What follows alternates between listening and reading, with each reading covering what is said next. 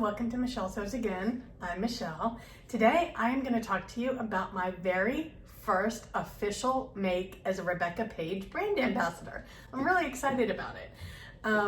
So I believe the way this is going to work, and I think I'm still learning, is that I will make 8 garments throughout the course of this next year, and I will be sharing at least 8. I might make more. And I will be sharing them with you guys once a month, or the month that I make one. And you'll get a little sneak peek on Instagram about a week before the pattern is released. And here we are, my very first one. So the pattern releases today, Wednesday, September 15th, and it is the Rebecca Page skinny jean. So I will pop a picture up here. This is my first ever pair of, I guess, jeans, but the version I made, I wouldn't consider them jeans, but I think there's some jean elements in them. So I definitely upped my game by making these. And what's funny is I think I make so many dresses here on my channel because they're so comfortable. I was never a dress girl. Before I started sewing, I mean, the people that I worked with for the previous 17 years, I think saw me in a dress twice. So what I always wore were skinny jeans, jeggings, things like that, and an oversized top. That was my mode of dress. And the bottoms were always like a denim color or something like that, and that left room for me to wear my tops that I like, full of color and prints and whatever. So this is kind of taking me back to my previous style, which I've had for many, many years. And yeah, so let's just jump into it. The pattern is called skinny jeans, but there are 2 options. You can make the skinny jeans in a 20% stretch denim, or you can make the jeggings in a 50% stretch material. It doesn't have to be denim. It just needs to be 20% stretch for the jeans and 50% for the jeggings. The main difference between the 2, other than the fabric that you use, is the jeans have a real fly and a button front, and they have optional belt loops, but they're more like true jean style. The jeggings have a continuous waistband, and you're gonna put elastic in the waistband, and then they also have the option of faux fly front. Both options have optional back pockets that you can embroider and make them kind of Western style looking, and they both have optional front pockets. So the version that I made the jeggings. I did not put the faux fly in.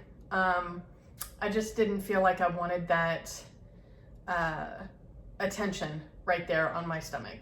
And I made the jeggings, like I said, with the elastic waist, and I skipped the back pockets, but I did put the front pockets in, and I'll get to that in a little bit. Okay, so that's basically the description.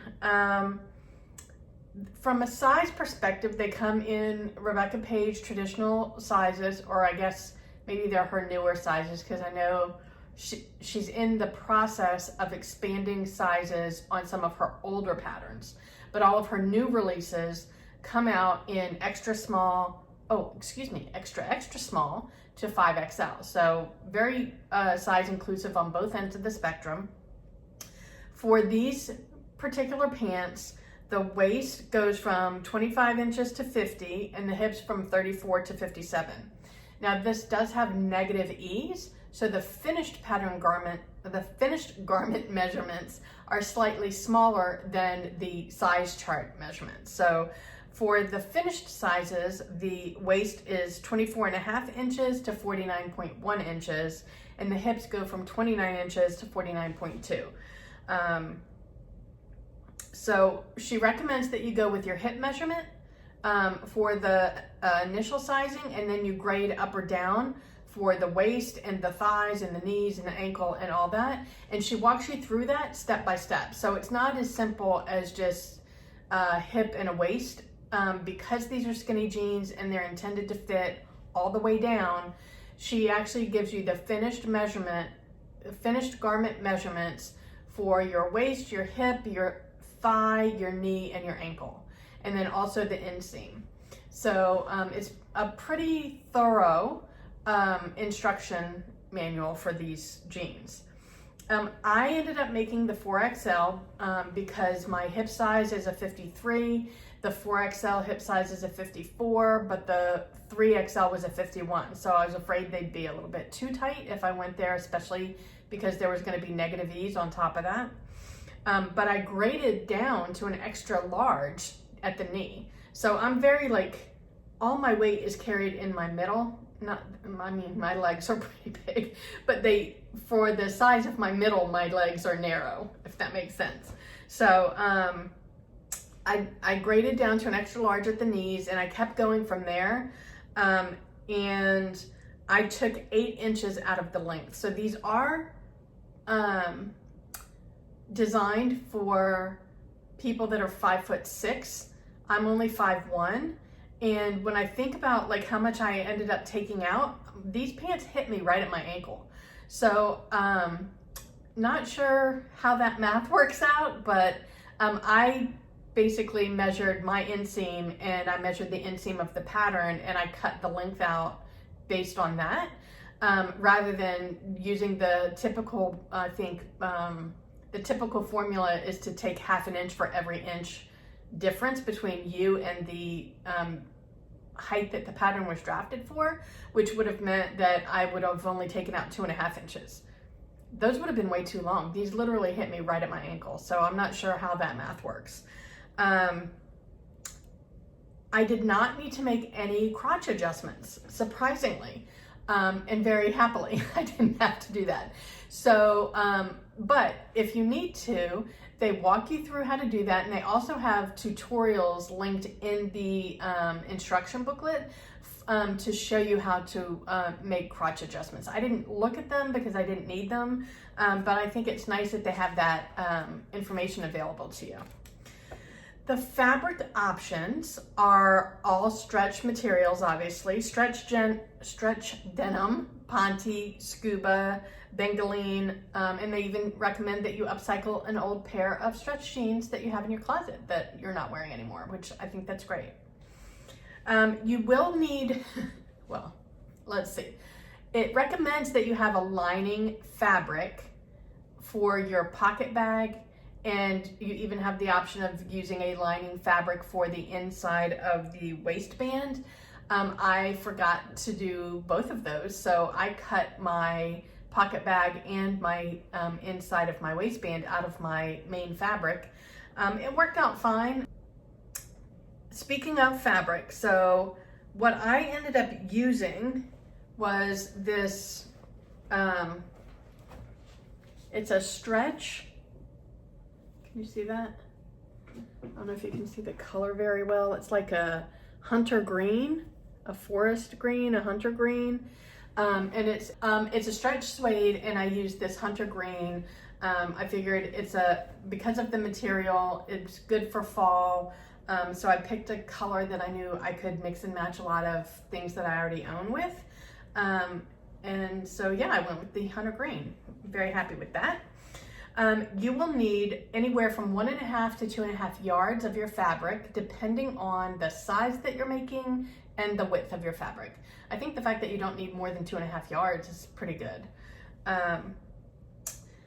From an instruction standpoint, this is the second garment I've made from a Rebecca page. I have to tell you guys, I really like the way she does her instructions. She gives you a quick at a glance one pager. Maybe it runs into 2 depending on the garment. But it's a quick at a glance with 1 to 2 sentences per step. Not overly wordy. It's just, it gets to the point. It gets you through the construction. And some of you that are more experienced might even just have to look at the order of construction and not even read those descriptions. But then for other people who need more direction and more detail, then you go to the next section where she goes literally into super detail. So let's take, in the quick at a glance, you've got, step 1. In the more detailed, you've got step 1A, 1B, 1C. And in the detailed versions, she's also got photographs of the garment and the step side by side. So there's no confusion. There's one photograph with like 5 different numbers pointing because there's 5 different steps. It's literally a 1-for-1 ratio. So the pattern instructions, the document itself has a lot of pages because of that, but you can also skip to where you need to. So I really like that because I use the at a glance for the steps that I feel like I can get through, and then I jump to the in-depth version when I need a little bit more information. And for this garment, to me, the trickiest part were the pockets. So the front pockets, they're just a normal, like, I don't know what kind of pocket you call that. But the way that she can, and I haven't done a lot, so I don't know if her construction process was unique. But I do know that on the Facebook group, there were a lot of people that struggled with that step. It was a little bit confusing at first, but quite honestly, I feel like the way she wrote it was as good as it probably could have been written.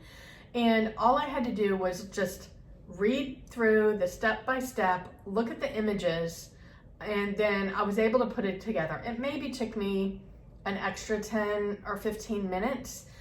It wasn't a step that I could just go, oh, okay, and go to my machine and do it. I had to like read through it, but that was really the only tricky part. The rest of it was pretty straightforward. I didn't struggle with any of the rest of it. This is my first time putting a back yoke in, well, because I don't make pants. I put the back yoke in. I thought that was fun. I did not put the back pockets on, and like I said, I did not put the faux fly front on. But I'm very happy with the way these turned out. I like the simplicity of the pattern. I like the simplicity of the lines on the pants, and for me, I think they fit me pretty well.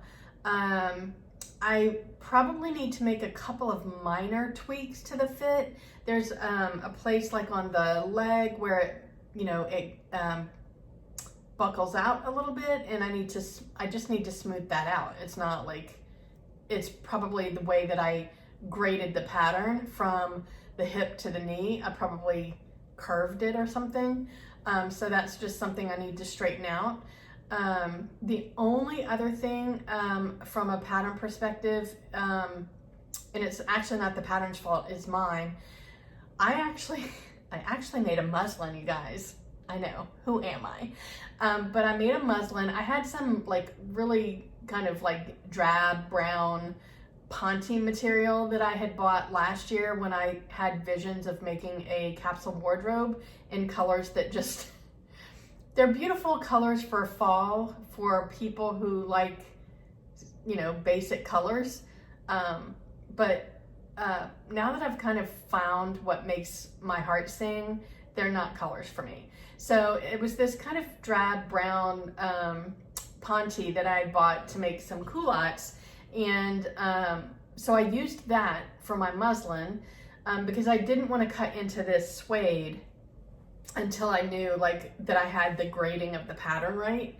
And everything fit. Like the only adjustment that I needed to make from my muslin was the ankle. I had trimmed it, or I had graded it too slim, so it was like super tight. So I added a couple of inches to the ankle width, and they're still a little tight. They're not uncomfortably tight.